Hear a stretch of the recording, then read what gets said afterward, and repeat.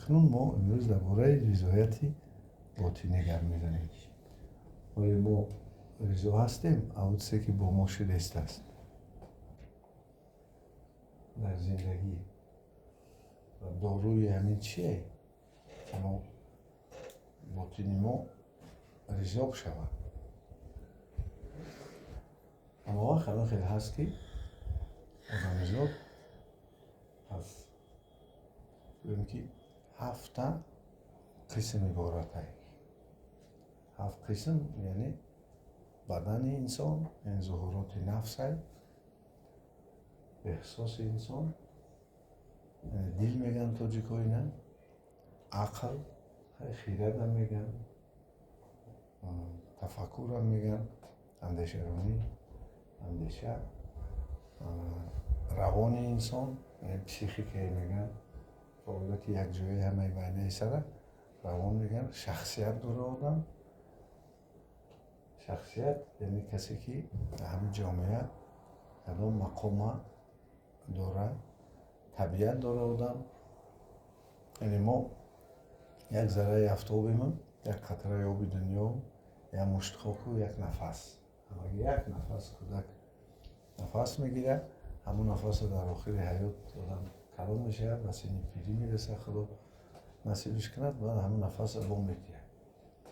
و ما داریم روح، یعنی که برنامه ریختگی در روح باز داخل میشه. همین هوش ما و شما هم همین داخل میشه. همین هوش سازمانی میگن، همین هوشی باز ما را گوش کردستی. با البته با هوش ها هم میشوند هوش زیر هوش، زیر شعور، بالا هوش. باز تقسیمات دارد. ما در این دیتالای نازکی های علمیش نمیستیم. انا هوش گویم که صاحبی انا همه چیزها هست. این هوشی که روز اجتماعی است، یعنی در جامعه ما فعالیت میکنیم، کار میکنیم، در روی زمین همچون یک مفهوم بیولوژی هستیم. هر کدام ما و شما هوش داریم. همین هوش همه چیزها را گوش میکنه. همین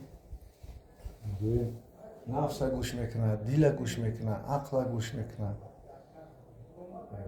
شخصیت را گوش میکنه، بگیم که روان را گوش میکنه، بگیم که طبیعت آدم همه این یکون پیشنهادش میکنه. اگر آدم خودش اداره کرده نتونه، همین هستیش اداره نکنه، هر کدام همین نارضا میشه و با عجیبشون که با یکدیگر جنگ میکنن. اینا میگن نیوروز. وقتی که نفس نارضاه، مثلا طلبات های فیزیولوژی آدم رضا نیست، نفسش درجه بالای ایستادگی است. مثلا وجدان، بعضا نفس کارهایی میکند که وجدان نماینده یک عقل ما است و سر میکند، یعنی که آدم تهدید میکند، آدم که اون حکم میبرد، آدم در این حالت که تلقین میکند، میشه جنجال بین نفس و وجدان، جنجال بین دل و عقل میشه. بعضا ما میبینیم که عقل یک چیز میگه، عقل نماینده مردم اگر ما معلما، آدما، علم، عالما در سر ما همین عقل ما رو پیدا میکنن. حجم عقل ازلی است، یعنی که از چی پر میکنی عقلتا، لیکن همون مندرجهش چیزی که ما را گرد میزنن در عقل ما میمونن، این ای مردم هست.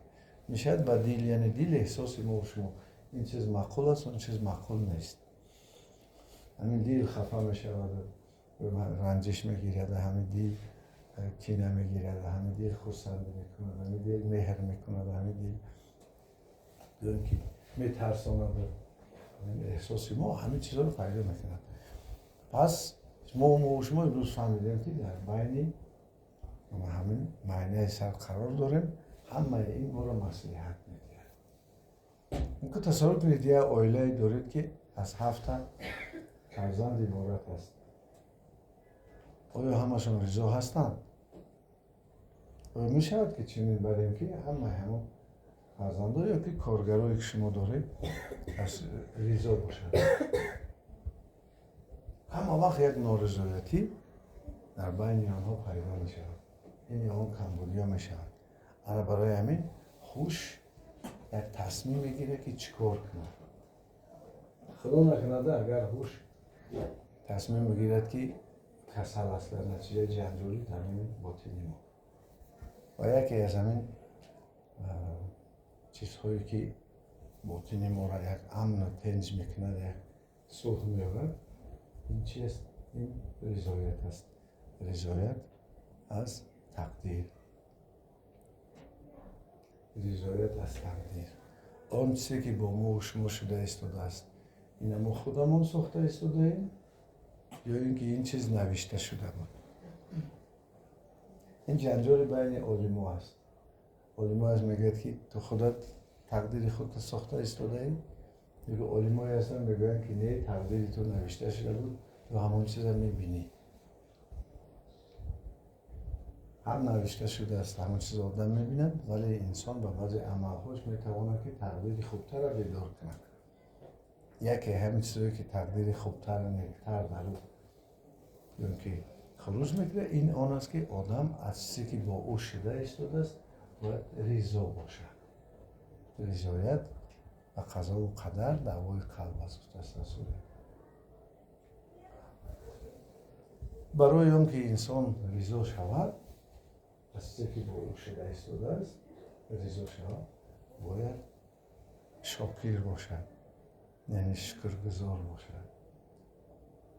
شکر معناش سپاس، منتداری از تقدیر ساز است. منتداری و شکر ای وطن ای، منتداری و شکر ای جامعه ای، منتداری و شکر ای خانواده است که ما و شما زندگی میکنیم. همین سبب میشود که انسان ها با یکدیگر منتداری میکنند، در یک کمک یکدیگر قدری مهنت یکدیگر را میرسند. این سبب میشده است که آدم کوشش کار میگرفته است، یعنی که کارش پیش میرفته است. برای همین امروز بدانید که یکی از همون چیزهایی که شما میخواهید که صحت شوید، سالم باشید، پیشرفت کنید، باید شما راضی باشید از تقدیر و منتدار باشید، سپاسگزار باشید از تقدیر ساز او کسایی که اطراف شما را گرفتن برای شما شرایط میسازند، زندگی میکنید. با کم خوبش باز میدانید که یک چیز دیگری هست در تاجیکای ما، این آن است که انسان با همه چیزی که با دست میارد، همه چیزی که در زندگی استفاده میبرد با همون قناعت میکند. از یک رو نگار میکنن که این گویم که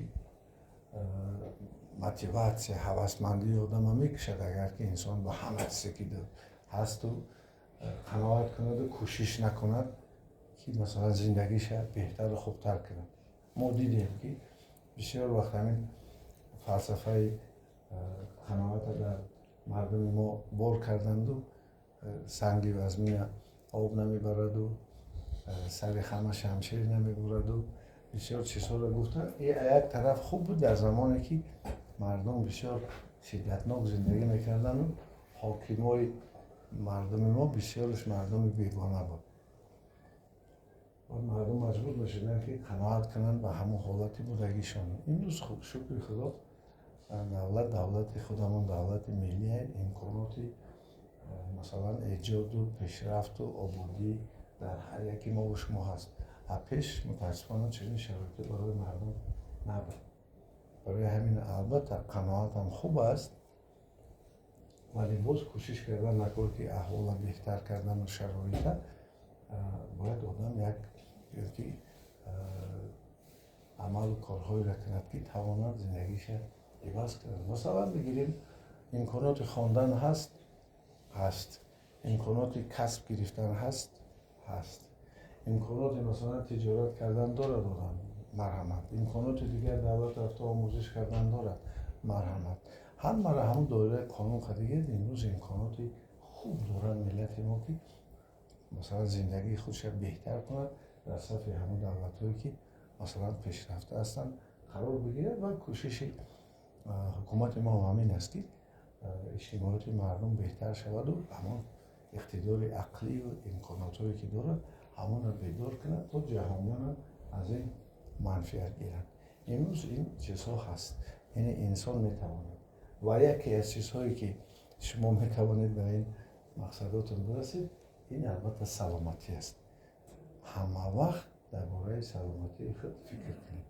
ما برای شما امروز شکر خدا که همین وطن منتینج امنه از راه تندرستی امروز فعالیتش خوبه، امکانات وسیع تروماتی داره و ما در برابر این که یکی از جزوهای همین سیستم تیبی تاجیکستان هستیم ما با شما پیشنهاد کرده مشق‌های روانی و مشق‌های روانی امروز گفتیم بدنتون رو نرم کنید، رگ و پیوندتون رو کشوید، آرام شوید، سبب همین پیداشتن داروهای خودتون میشد، داروهای بدن کار میکنن، البته روز تا روز بهتر شدن میگیرید چون که بسیار عجیب بوده است.